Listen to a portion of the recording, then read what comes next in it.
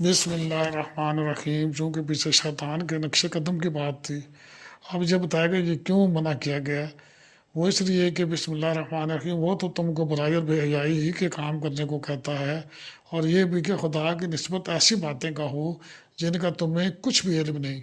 اب یہ باتیں آج آپ دیکھیں کثرت سے ہمارے گرد و پیش میں، ہمارے ماحول میں یہ چیز آپ نے دیکھا ہوگا، یہ ایک ہماری عادت بنتی جا رہی ہے کہ جو چیزیں پراسراریت ہوگی، جو ایک متھ ہوگی، اس طرح کی چیزوں کے درپے ہوں گے، جسے کہتے ہیں متشابہات، دنیاوی متشابہات اور قرآن کے اس طرح کے مطلب ہوں گے. اس طرح کئی لوگ کہتے ہیں جی کہ اب دیکھیں قیامت کی باتیں کریں گے تو اس طریقے سے یقین سے کریں گے جیسے یہ واقعہ یہ علامت یہ واقعہ اس طرح ہوگا ایز اٹ، جس طرح بیان.